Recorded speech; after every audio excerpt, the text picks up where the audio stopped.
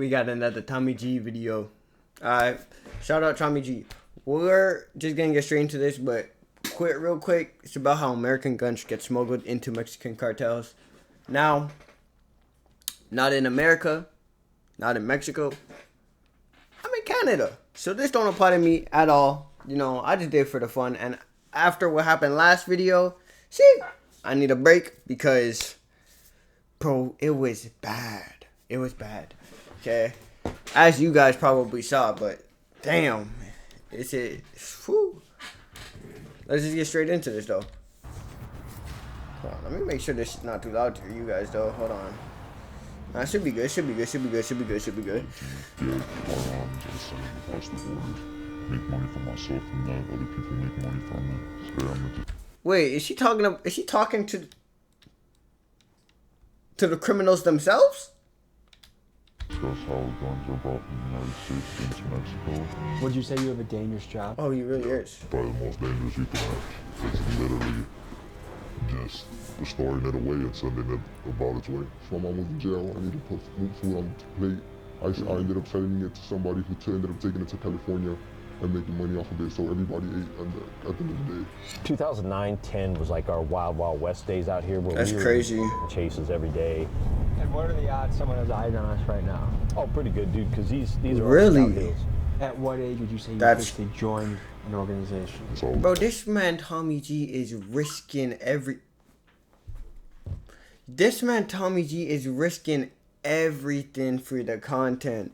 Like, shout out to, I could not do that. Bro, he's meeting with cartel smugglers themselves.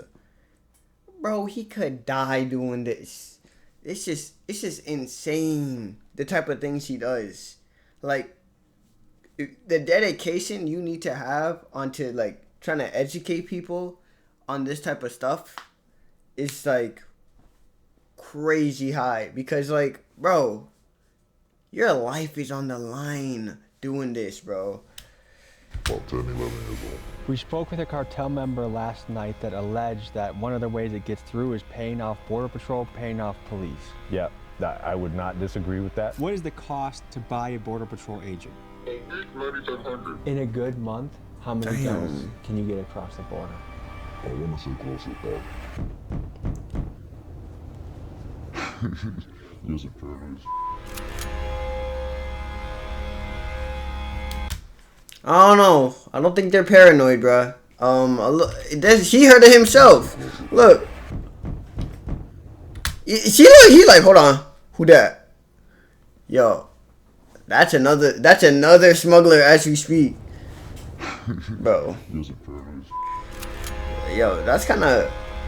Bro, I couldn't. The power Mexican cartels It works, accumulated is but like, hard to damn. fathom. With Jalisco New Generation Cartel and the Sinaloa Cartel leading the charge, these paramilitary crime syndicates have global reach. They are heavily armed, deeply connected, and absolutely ruthless. Specializing in drug trafficking, human smuggling, extortion, and more, these organizations pull in billions of dollars every year. And the United States plays a part in this because the ugly truth behind some of their power is American guns. Now, as Americans, we get mad about the fentanyl flooding across our border. But what about our guns that are flooding into Mexico? In this episode, we expose the pipeline. From cartel operators to U.S. gun smugglers running thousands of firearms across the border to the law enforcement agents fighting to stem the flow. These folks are the players in this deadly supply chain of power and violence. And would you believe that some of our own three-letter agencies might be involved? This is the story of how American guns end up in the hands of Mexican cartel.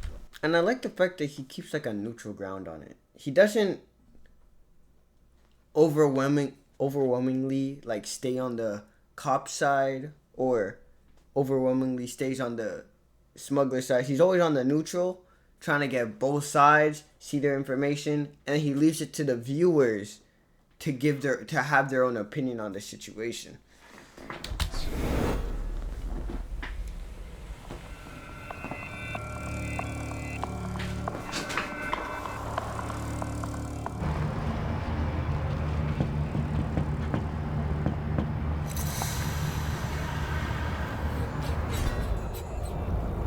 What's up, brother? Good to meet you. Risky. How you you not get scared of just seeing straight guns on the table on the like bed? People on the run right now. Oh yeah, but most of the people I know just either their people either got hit by, one of the 3 people that were going out there raiding people, or just had some shit happen, or some people didn't know how to do, and they gotta go on the run. So Mexico is just the go-to right now. States are too hot. State troopers, border patrol up in Phoenix. So do you have a fear that if you did a bad business transaction that someone would come looking for you? I don't fear for my life at all in this situation, just because throughout this whole business, I've been clean business. I see myself as a way of just normal, civilian that's out here just trying to make money. So you're gonna have the gun itself, where the gun is, who's the one that's either gonna get it or who has it. I go buy that off that person at a price where I can make a profit for myself. I send someone into a store to go get something from me, and I have my people that I sell it to at a pretty good markup. They send it to one of their kind of workers, drivers, and just gets taken down to Mexico in like units. So you don't physically drive across the border? No. Nah, okay. Do you have a It's dangerous just job? crazy. Yeah, probably the most dangerous you can have. Because you're not just dealing with, legal issues, you're also dealing with territorial issues. For those not familiar, the Sinaloa Cartel is one of Mexico's most feared and notorious drug cartels. It was led for years by El Chapo Guzman, a ruthless kingpin famous for running a global crime empire and escaping a Mexican prison in 2015 through a mile-long tunnel. He was recaptured in 2016 and extradited to the United States, where he's now being held in ADX Florence, America's most secure prison. He's locked up alongside people like infamous gang leader Larry Hoover and the Boston Marathon bomber. And with El Chapo behind bars, Sinaloa's future has never looked more uncertain. But make no mistake that from Chicago to California, Omaha to Phoenix, the Sinaloa reach is still quite powerful. That's crazy.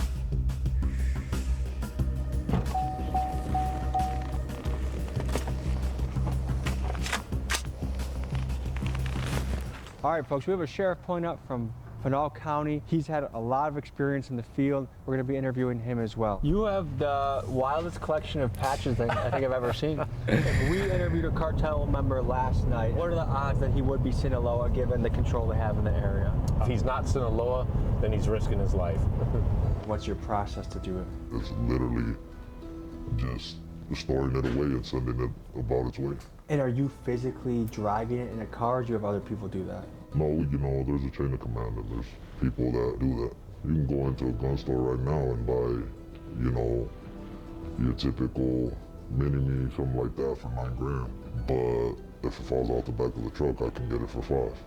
Do you work for one primary cartel, or do you freelance amongst many? Just one. Is there any difference in how difficult it is to do business from the Biden administration to the Trump administration? There might be a couple hiccups, but it's all business. It's all the same. Honestly, it's crazy. I can't imagine the border right now. People are scared to go across one than ever before. The risk and the paranoia of it, because some of this shit is they'll load your car up with 20 blocks. And imagine trying to drive across the border, thinking that, and then if the X-ray's gonna pick you up, shit like that. It's nerve-wracking. Once the border got tighter, it got hard to get into America, you know what I mean? Was it actually that easy with Biden as president? I felt like there was a lot more things coming in. Is it noticeably more difficult now that Trump is in office? Yeah. Under the Biden administration, it was a free flow of everything. The people have stopped coming across so much. We're way down. I think we were at about 7,000 to 12,000 a week, and we're at 300 to 700 a week now. At what age would you say you officially joined an organization? That's insane. 10, 11 years. There was a study. That's not paranoia. Like I said at the beginning, that is not paranoia. You heard how clear those knocks were? Organization. It's always about Look. 10, 11 years. First, we're not going to move past the fact that he was 10, 11. That's insanely young. Okay? I feel bad for him. But that's not paranoia. We're all hearing it. Years of paranoia. There was a study done by the U.S. government from the Government Accountability Office that found that 70% of firearms found in Mexico traced their roots to America. Does that surprise you? That's probably lowballing it. You think it might even be closer to 80, 90? For sure. No, if anything, I feel like it would be Closer to 80, 90% maybe? yeah, probably closer to 90. How much power do the cartels have in places like this, in Arizona? On the American side, they are very smart businessmen, right? They don't, they're getting a little more overt about their stuff, but you just don't have a lot of in your face like you do in Mexico, right? We don't have rolling gun battles here. Sinaloa holds pretty good control of our state. They have not given it up, and they've been here a lot of years. Are there people in America that are officially part of a cartel, or is that only if you live in Mexico? It's going to stretch all over the world. We'll just put it that way.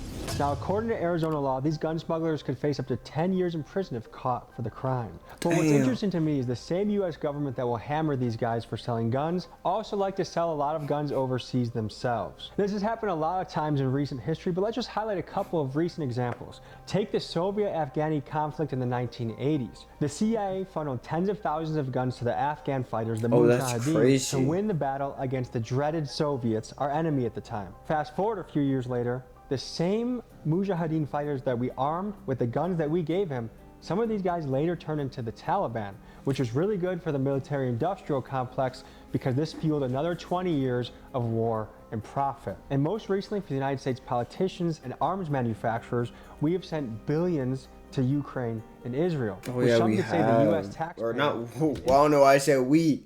They have. I'm not in the States. Responsible for the deaths of tens of thousands of people, including women and children. Even though Canada, I'm pretty sure, did the same might spend thing. a decade behind bars for moving a few rifles across the border, the corporations and politicians who benefit from these arms dealing will walk free. Because when the violence is industrialized, it's no longer a crime. It's just good business. So even though people are about to sneeze.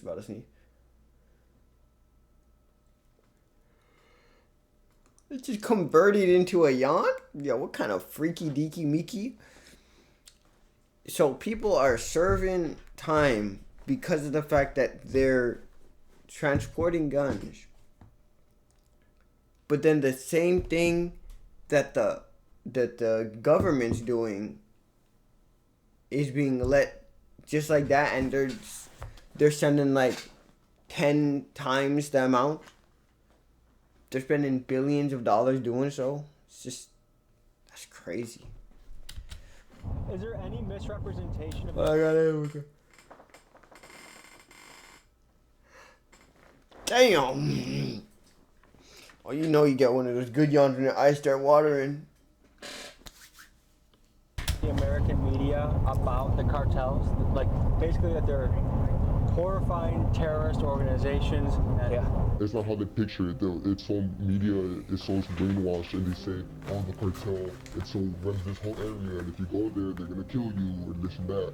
Yeah, the cartel might run a specific area, but as long as you're there and you're not causing no trouble, or you're not there to steal from nobody, or just sell anything, you know what I mean? If you're just there on good terms and like checking in, everything be good. Do you think that's a fair picture American media makes of them? No, that's easy to label something that you can tax. We gotta take care of our own people, you know? The government ain't helping. We see cartels setting, you know, side bombers or people in the United States go do mass shootings and get their agenda across or anything.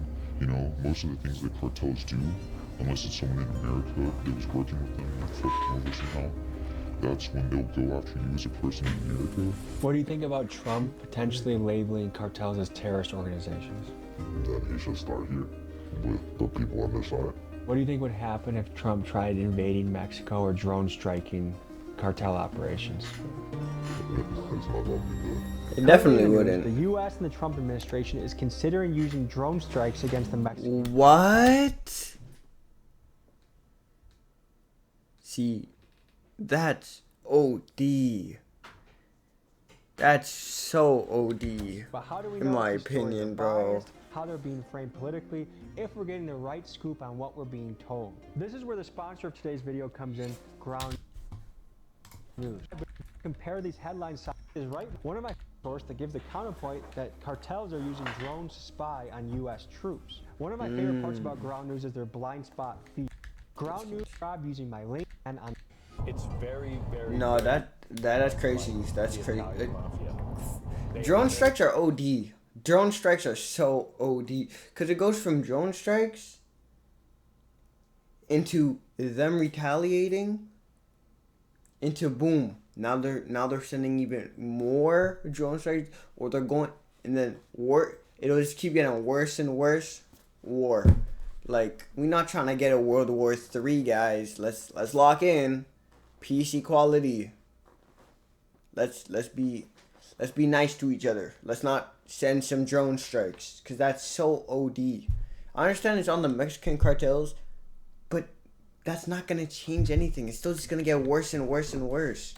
Very family oriented. I can tell you from the Mexican side of my family, we have family gatherings all the time. We have carne asadas. We get together and play loteria, and, you know, all this kind of stuff. The difference being when they go to work, it could be to go skin somebody alive that's their enemy, you know. This road in particular is a major smuggling route, and I've had a lot of chases on this route. And what road are we on right now? We're on Stanfield Road.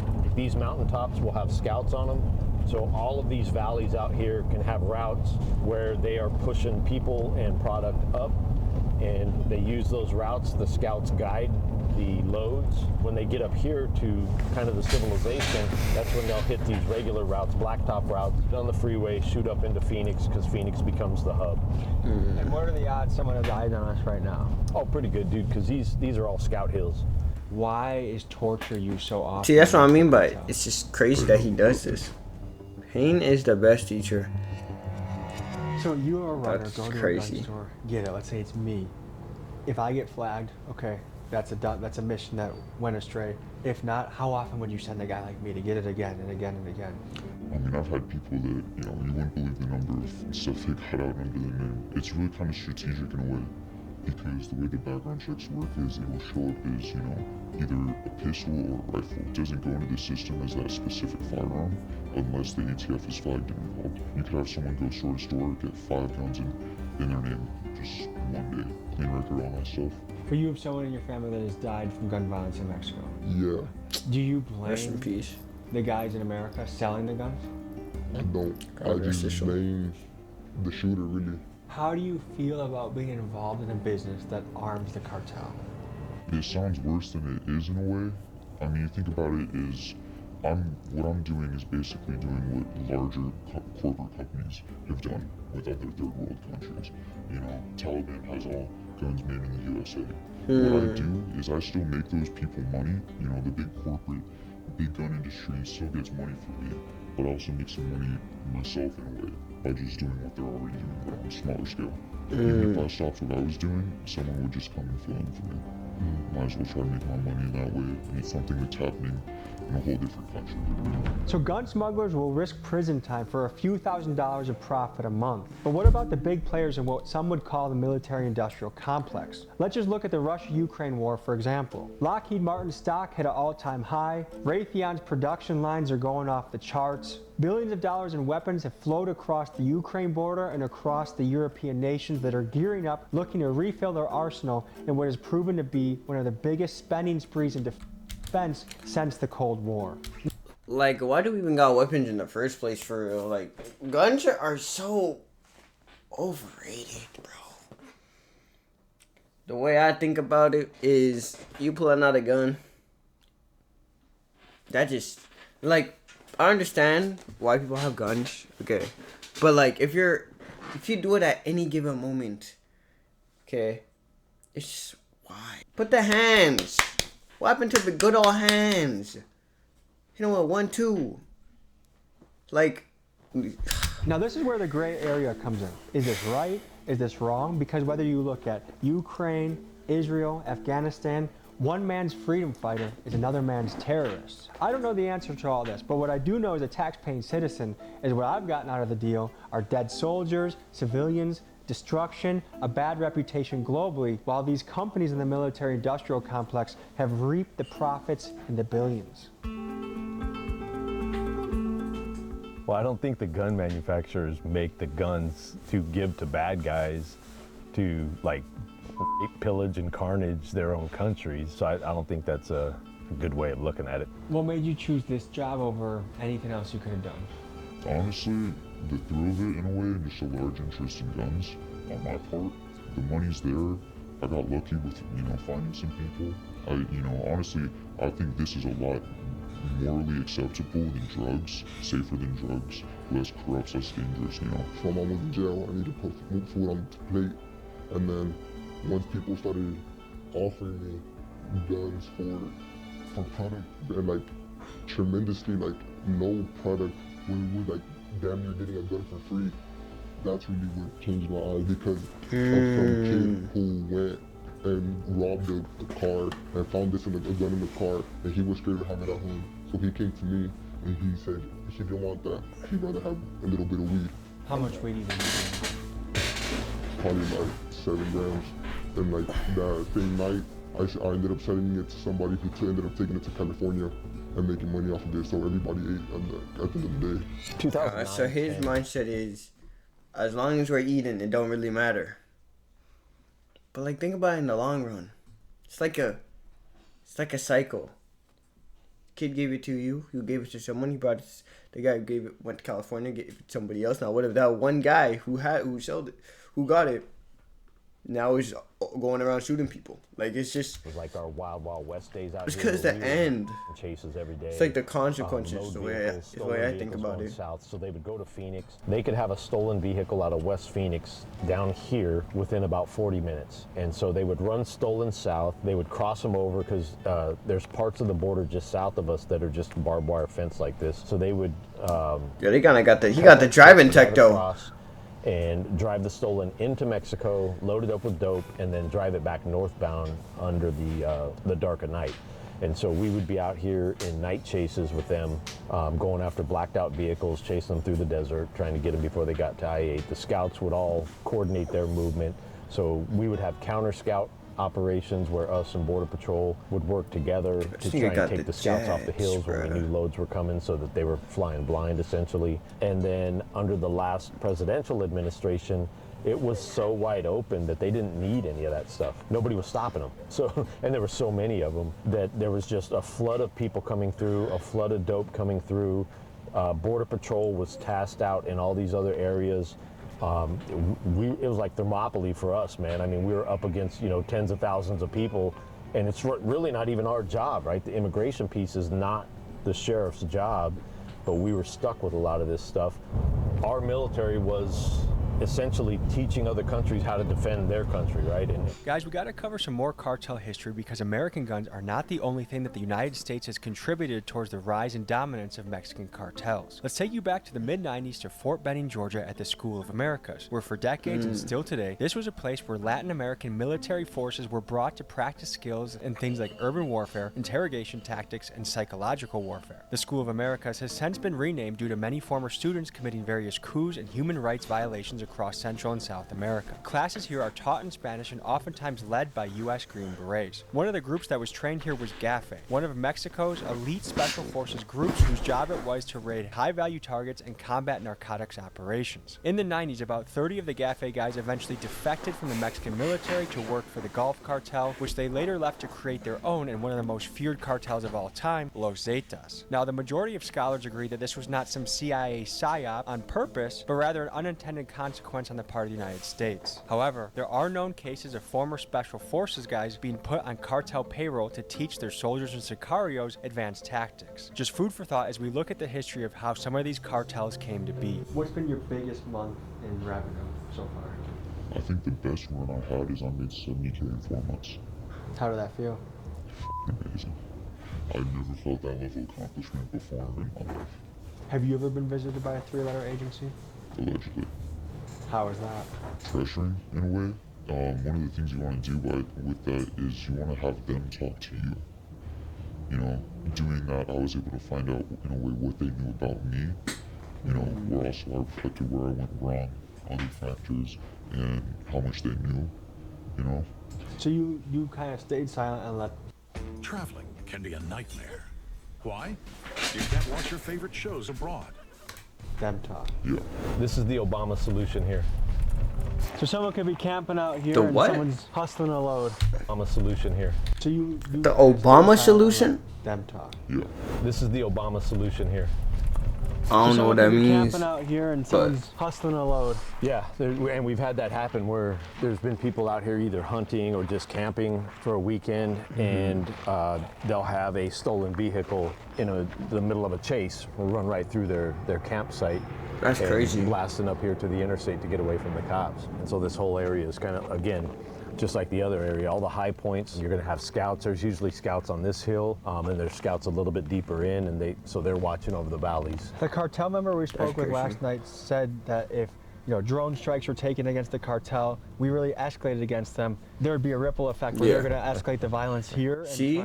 That's what I was do you see saying. that as a potential chess move that really results. Because, like, if the drone strikes, it's not just going to end off on the drone strike. I think that's what people don't understand.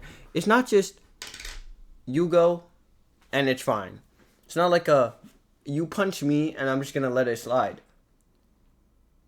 People are they're going to want to get their get back.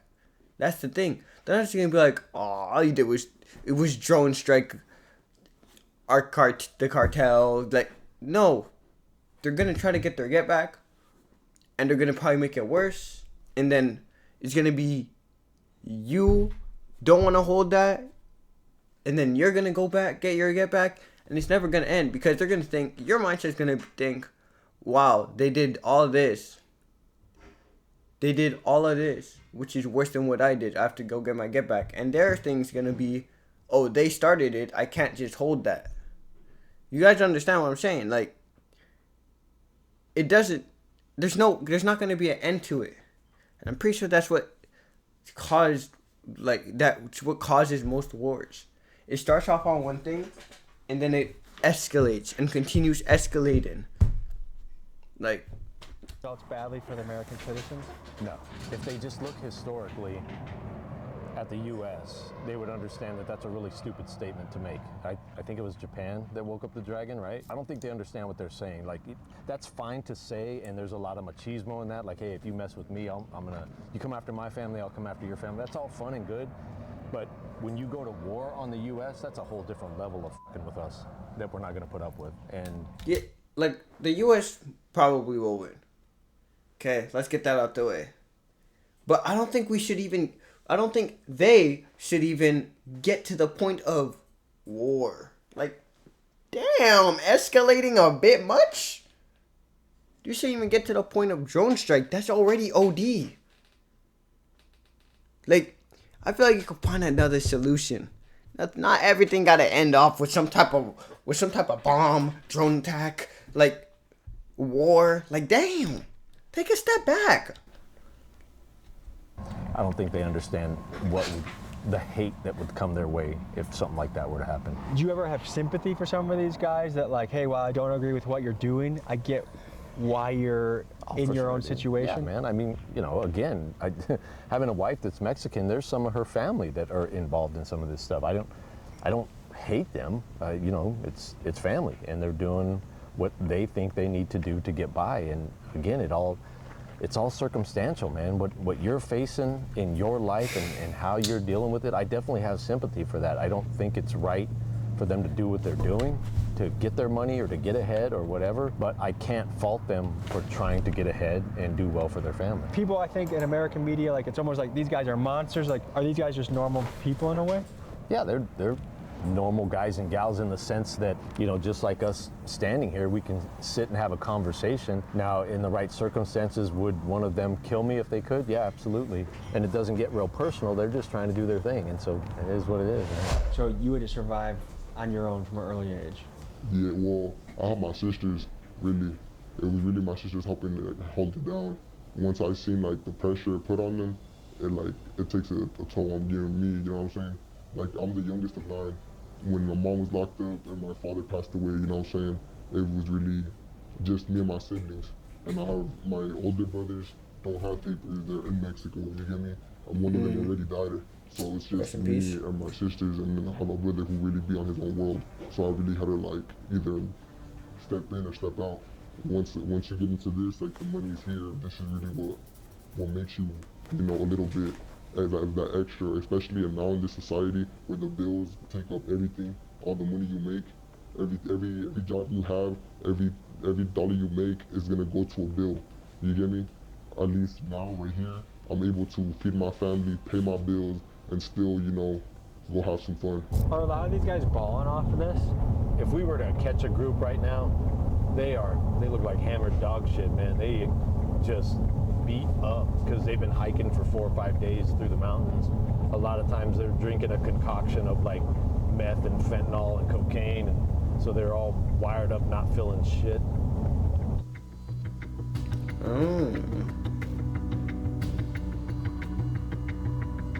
That's crazy.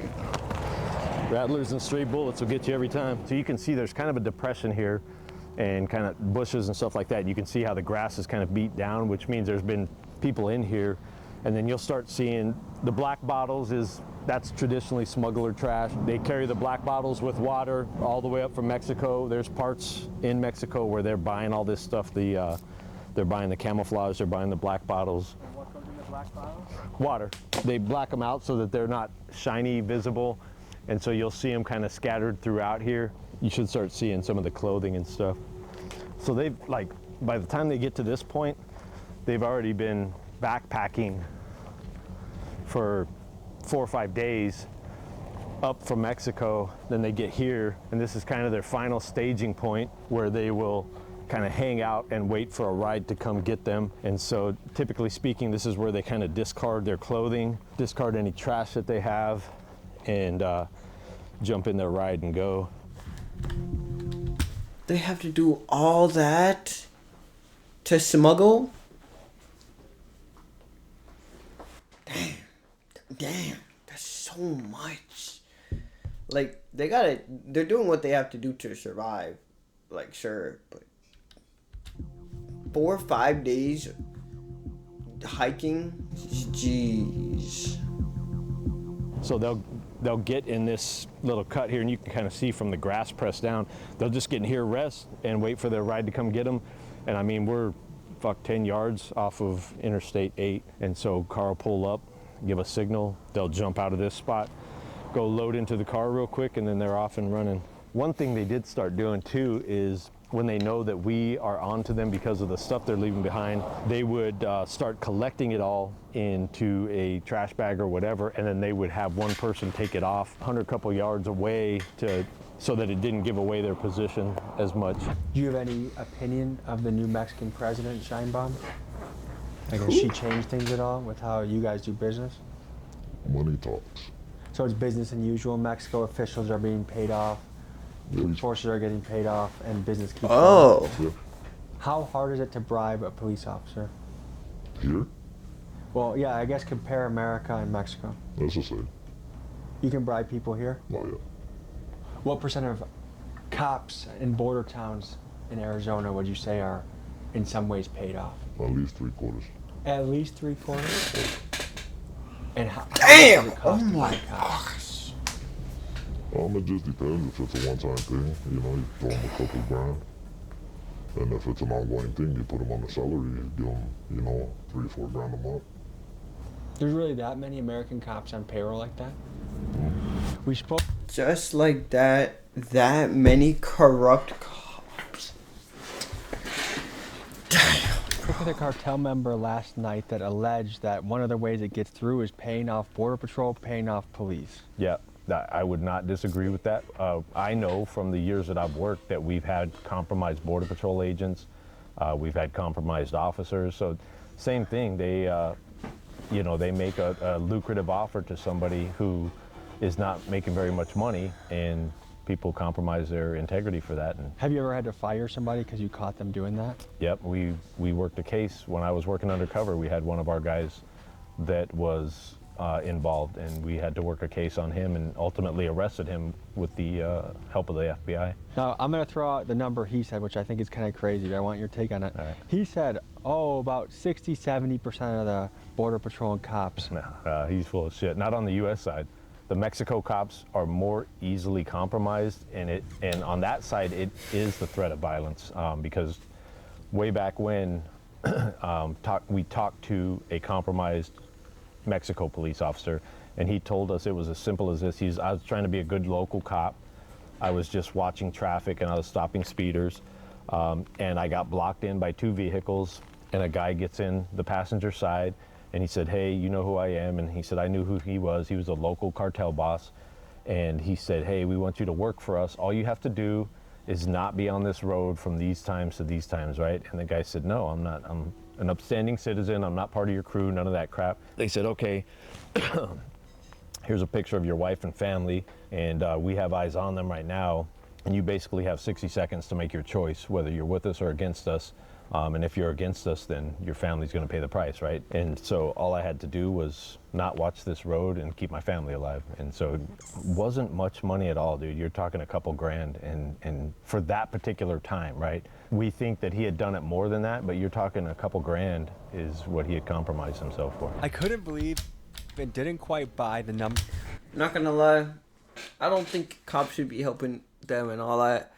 If I was in his situation, I'm doing the same thing. If I'm in his situation, I'm doing the same thing. Bro, if my wife and family are on the line, bro, I'm doing anything. Like what? It should be common. Like common sense. I'm gonna do what I need to do to keep them alive. Bro, if I say nah, I'm straight, and they take out a photo, give it to me and be like, "I know where you live. I have eyes on your family right now. Do it or they die." Alright, what times you say it was again? You said 4 to 7? You know, I'm usually I'm busy during that time, boss. I don't think I can work there from 4 to 7. I'm busy.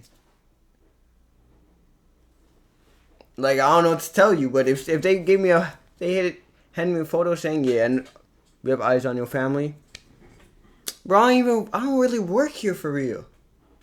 I'm really a part-timer. If I do say so much, like, what do you want me to do? Like, That many U.S. Border Patrol agents or U.S. cops were bought and paid for by the Mexican cartels. So I called another Sinaloa contact of mine to see if he could add some insight on those numbers. Here's what he said. Would you agree with the stat, 60 to 70% of them? I would say like 80% that they either want drugs or money.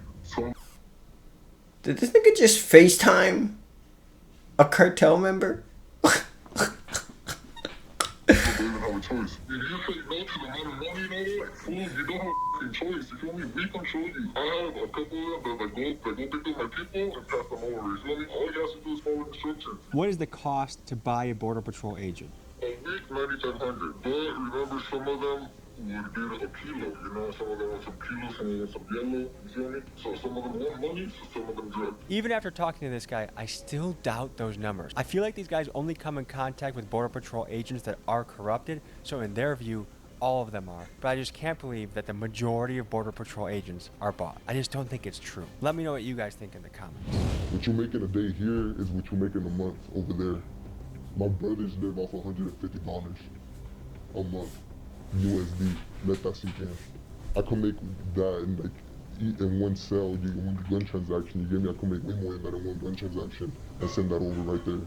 In a good month, how many guns can you get across the border? I want to say close to 1,000. 1,000 guns? Close to 1,000. The cartel guy we spoke to last night claimed that in a typical month, he might be able to get 1,000 guns across the border. Mm-hmm. Do you think that's credible? Yeah, that's absolutely credible. Is it even possible that he's downplaying? What? Probably, yeah, because he's not wanting to get his bosses in trouble. So you have a few daily going. Yeah. Is it with Border Patrol too? You can buy off Border Patrol? Oh, definitely.